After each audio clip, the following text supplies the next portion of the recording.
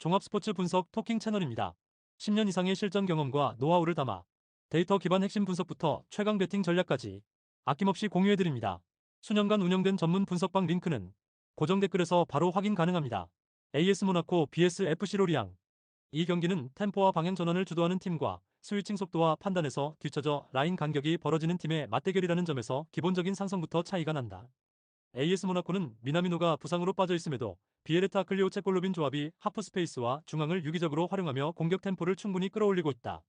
비에르트가 박스 안에서 상대 센터백을 끌어당기면 아클리오체는 오른쪽 하프 스페이스로 좁혀 들어와 1차 템포업을 만들고 골로빈은 중앙과 왼쪽 사이에서 두 번째 방향 전환을 설계한다.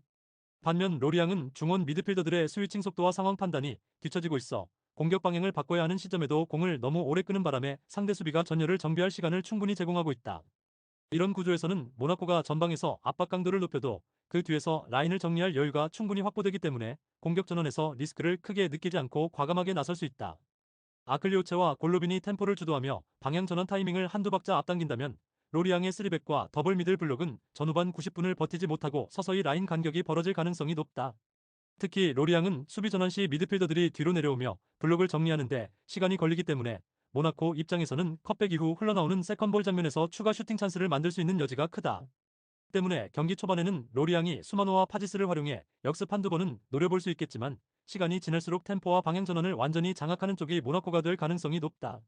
결국 템포 조절 능력과 방향 전환, 라인 간격 관리 세 요소를 모두 감안하면 경기의 무게의 중심은 전반 중반 이후부터 점차 모나코 쪽으로 기울어질 공산이 크다. 토킹 추천 배팅. 승무패 AS 모나코 승강추. 언더오버 오버 추천.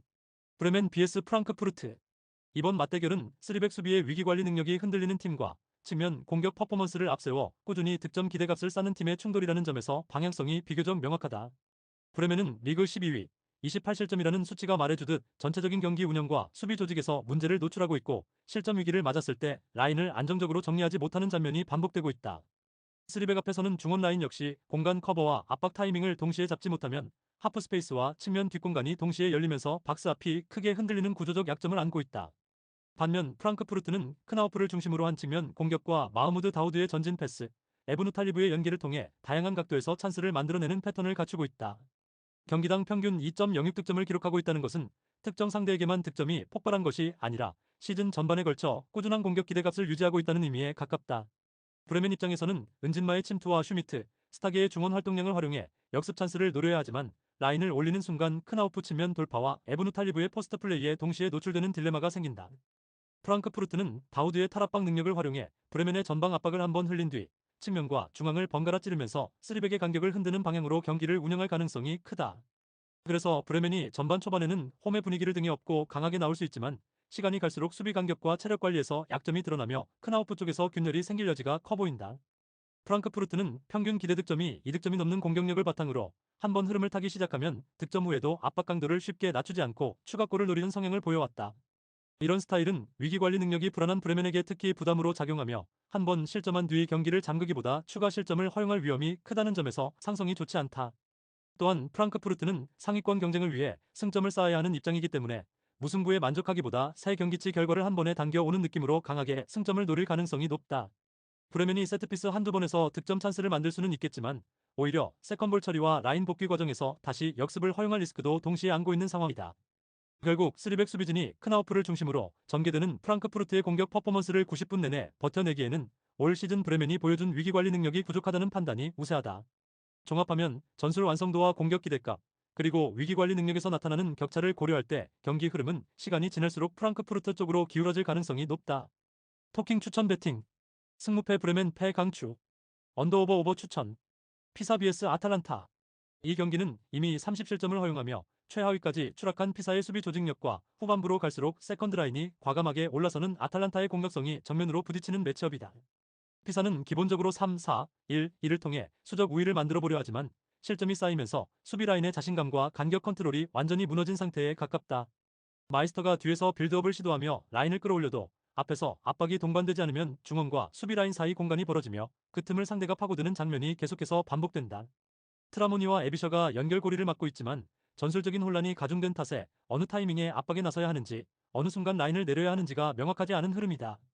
그래서 한 번 수비가 흔들리면 두세 명이 동시에 같은 선수에게 달라붙고 다른 공간을 비워두는 이른바 집단적인 과잉 반응 형태의 실수가 나오기 쉬운 구조다. 반대로 아탈란타는 크르스토비치가 전방에서 버텨주며 수비 라인을 묶어두고 좌우에서는 케텔라이르가 드리블과 컷백, 에드르송이 이선 침투와 중거리 슈팅으로 합류하는 입체적인 공격 패턴을 가져간다. 전반에는 비교적 안정적으로 점유를 쌓아가며 피사의 수비 블록을 옆으로 흔드는데 집중하고 피사의 체력과 집중력이 떨어지는 후반부터는 하프스페이스 공략 빈도를 극단적으로 높여갈 가능성이 크다. 특히 후반 막판 때 케텔라이르가 측면에서 돌파 후 컷백을 선택하는 장면이 누적되면 피사의 박스 안과 그 주변에는 수비수와 공격수가 뒤엉킨 혼전 상황이 자주 발생하게 된다. 이때 세컨드 라인에서 에데르송이 하프스페이스를 향해 정확하게 타이밍을 맞춰 올라오면 페널티 박스 안쪽 혹은 박스 경계에서 흘러나온 볼을 강력한 인스텝 중거리 슈팅으로 마무리하는 장면이 언제든 나올 수 있다. 피사는 라인을 내리면 전방 두 명과의 간격이 벌어져 역습 한 방에 의존해야 하고 라인을 올리면 하프스페이스와 뒷공간이 동시에 열리는 딜레마에 빠진 상황이라 어느 쪽을 선택해도 리스크가 크다. 게다가 순위와 실점 수치에서 오는 심리적 부담까지 겹쳐 실점 이후 급격하게 무너지는 패턴이 재현될 가능성을 배제하기 어렵다. 아탈란타 입장에서는 크게 무리하지 않고도 점유와 위치 선정, 그리고 후반 하프스페이스 폭격만으로도 충분히 득점 기회를 반복해서 만들어낼 수 있는 그림이다. 그래도 피사의 입장에서는 세트피스와 롱볼 한두 번으로 변수를 만들 수 있는 여지는 남아있지만 이 변수들이 경기 전체의 흐름을 통째로 바꾸기에는 전술적인 완성도 차이가 너무 크다. 결국 전술 조직력, 라인 간격 관리, 후반 세컨드 라인의 전진 타이밍을 모두 감안하면 이 매치는 자멸에 가까운 수비 구조를 가진 쪽과 후반에 칼을 빼드는 공격 구조를 가진 쪽의 대결로 정리할 수 있다. 그리고 그 구조적인 상성만 놓고 보면 스코어 흐름이 한쪽으로 기울 확률은 아탈란타가 훨씬 높다고 보는 편이 합리적이다. 토킹 추천 배팅 승무패 피사패 강추 언더오버 오버 추천 에스파뇰 vs 지로나 이 경기는 강도 높은 전방 압박으로 높은 위치에서 볼을 탈취해오는 에스파뇰과 포백 빌드업으로 경기를 풀어가고 싶은 지로나가 정면으로 부딪히는 매치업이다. 에스파뇰은 충분히 해볼만하다고 판단하는 상대를 만나면 전방 투톱과 측면 미드필더를 동시에 끌어올려 상대 포백과 더블 볼란치에 거칠게 달라붙는 전방 압박 패턴을 반복해왔다. 이 과정에서 상대 센터백이나 중원이 첫 터치에서 흔들리는 순간 에스파뇰은 그 지점에서 바로 공을 탈취해 몇 번의 짧은 패스로 페널티 박스 안쪽까지 파고드는 직선적인 전개를 선호한다. 키케 가르시아는 전방에서 높은 위치의 롱볼과 세컨볼을 버텨주며 하비 푸아도는 압박 이후 흔들린 수비 라인을 향해 대각선 침투를 가져가면서 한 번의 마무리각을 만든다. 에두 엑스포지토는 전방 압박 성공 직후 공격 방향을 빠르게 바꾸는 패스나 박스 앞 공간으로 파고드는 동료에게 연결하는 전환 패스 역할을 맡으며 높은 위치에서의 턴오버를 실제 슈팅 장면으로 전환시키는 핵심 고리로 기능한다. 반면 지로나는 포백 빌드업을 유지해야 공격의 숨통이 트이는 팀인데 강한 전방 압박을 받는 날에는 센터백과 볼란치 사이 간격이 벌어지고 공을 받는 선수의 선택지가 크게 줄어드는 약점이 드러난다. 바나트가 측면에서 빌드업의 출발점이 되지만 에스파뇰의 압박이 사이드까지 깊게 들어오면 횡패스와 백패스를 반복하다가 결국 실수를 유도당할 여지가 크다.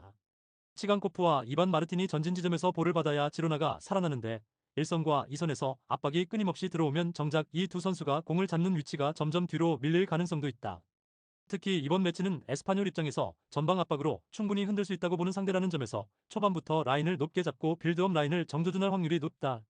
지로나 입장에서는 포백이 이 압박을 안정적으로 풀어내야 하지만 전방에서 연속해서 턴오버가 발생한다면 라인을 올리는 것 자체가 부담이 되어 점유율과 공격 템포가 모두 떨어질 위험이 있다. 결국 높은 진영에서의 볼 탈취와 그 지점부터 박스 안쪽으로 파고드는 속도 싸움에서 에스파뇰이 지로나보다 한 박자 빠르게 움직일 수 있는 구도라는 점이 이번 경기의 핵심 포인트다. 토킹 추천 배팅 승무패 에스파뇰 승 강추 언더오버 오버 추천 PSG vs 릴 OSC 이 경기는 공격 템포와 세트피스 완성도가 높은 파리 생제르맹과 후반 체력 저하 구간에서 수비 블록이 급격히 느슨해지는 릴이 맞붙는 구도다. 파리 생제르맹은 초반에는 파비안 루이스를 중심으로 안정적인 빌드업을 가져가며 두에가 좌측 하프스페이스와 터치라인 사이를 오가면서 서서히 수비 라인을 뒤로 밀어넣을 가능성이 크다. 곤살로 하무스는 전방에서 라인을 붙잡고 버티며 수비수와 몸싸움을 통해 공간을 만들어주기 때문에 두에와 측면 풀백, 8번 자원들이 동시에 전진하는 패턴과 잘 맞는다. 릴은 하랄손을 통해 짧은 패스 전개를 시도하겠지만 파리 생제르맹의 전방 압박과 미드필드 압축이 유지되면 지루에게 볼이 전달되기 전에 전개가 끊기고 역습으로 돌아오는 장면이 반복될 수 있다. 그래서 전반 중반부터는 파리 생제르맹이 점유율과 진영 우위를 조금씩 가져가고 릴은 수비 블록을 내린 상태에서 카운터를 노리는 그림이 자주 그려질 가능성이 높다. 관건은 후반 승부처다. 릴은 후반 들어가는 체력 저하 구간에서 세컨볼 대처와 커버링이 확실히 느려지는 팀이라 이 타이밍에 두에와 파비안 루이스가 라인을 과감하게 끌어올리면 경기 양상이 크게 쏠릴 수 있다. 두에가 전진 드리블로 1차 압박을 벗겨낸 뒤 파비안 루이스가 방향을 한 번에 전환해주는 순간 릴의 미드필드와 수비 라인 사이 간격이 벌어지고 그 틈으로 곤살로 아무스와 측면 자원들이 동시에 침투에 들어가는 장면이 예상된다. 이때 박스 안으로 올라가는 크로스와 컵백이 반복되면 릴 수비수들은 헤더 경합과 박스 앞 세컨드 슈팅 라인을 동시에 신경 써야 해 단순한 볼 처리에서도 실수가 나올 위험이 커진다. 파리 생제르맹은 세트피스에서도 다양한 패턴을 준비하고 있기 때문에 코너킥과 프리킥이 누적될수록 릴의 수비 집중력 저하와 맞물려 결정적인 득점 기회가 여러 번 만들어질 수 있다. 특히 후반 막판에는 두에와 파비안 루이스가 세컨드 라인에서까지 강하게 라인을 밀어붙이면서 박스 주변 세컨볼 경합에서 우위를 가져갈 가능성이 크다. 릴은 지루와 하랄손, 페르난데즈, 파르도의 조합을 통해 한두 번 날카로운 역습을 만들 수 있겠지만 90분 전체를 놓고 보면 수비 조직력과 체력 운영 면에서 버티기에는 부담이 큰 매치업이다. 결국 시간이 지날수록 파리 생제르맹의 공격 레이어와 세트피스 퀄리티가 더 자주 드러나고 릴은 박스 안으로 점점 더 깊게 말려 들어가며 크로스와 세컨볼을 견뎌야 하는 흐름에 놓일 가능성이 높다. 이런 구조에서는 한 번 골문이 열리면 추가 실점까지 이어질 여지가 충분하기 때문에 후반 쐐기골 시나리오도 충분히 상정할 수 있는 경기다. 토킹 추천 배팅 승무패 파리 생제르맹 승 강추 언더오버 오버 추천 구독, 좋아요, 알림 설정 토킹 가족방에서 더 많은 혜택을 만나보세요. 가족방은 고정 댓글의 링크를 통해 문의하세요. 감사합니다.